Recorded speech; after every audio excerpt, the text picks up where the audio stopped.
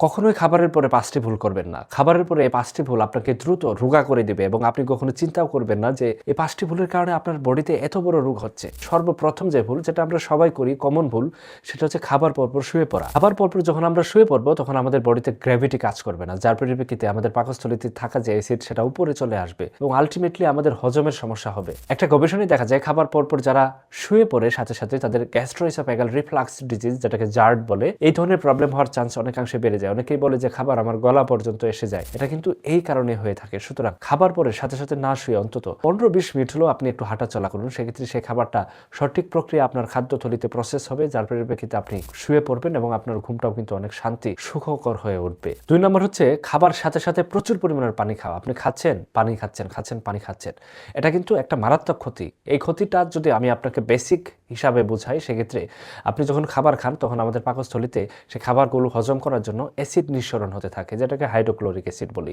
অ্যাসিডের কাজ হচ্ছে আপনার খাবারটাকে ভেঙে সঠিক প্রক্রিয়ায় প্রসেস করা। যখন আপনি খাবারের সাথে সাথে অতিরিক্ত পানি খাবেন তখন সেই পানি এই অ্যাসিডের যে কার্যক্ষমতা সেটা কিন্তু কমিয়ে দিবে। কমিয়ে দিলে তখন এই খাবারটা সঠিক প্রক্রিয়ায় আপনার বডিতে হজম হবে না, লম্বা সময় লাগবে হজম হতে।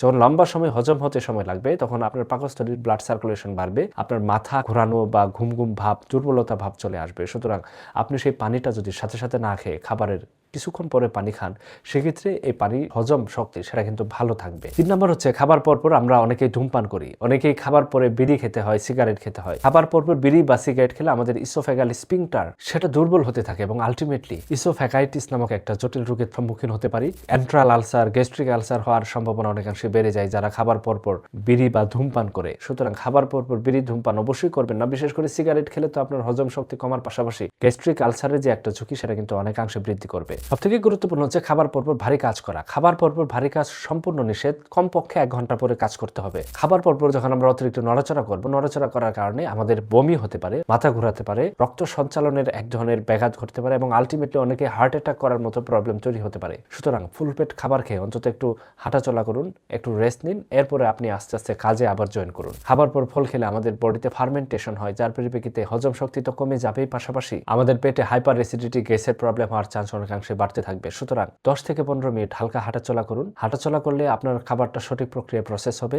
খাবার 30 মিনিট পর যদি পানি পান করেন সেক্ষেত্রে আপনার হজম শক্তি বাড়বে এবং খাবারটা সঠিক প্রক্রিয়ায় হজম হবে। এই কাজগুলো আপনাকে বিভিন্ন ধরনের জটিল রোগ থেকে রক্ষা করবে। আপনার সুস্থতা এবং দীর্ঘায়ু কামনা করে আজকের ভিডিওটি এখানে শেষ করছি। সুস্থ থাকুন, ভালো থাকুন। আসসালামু আলাইকুম।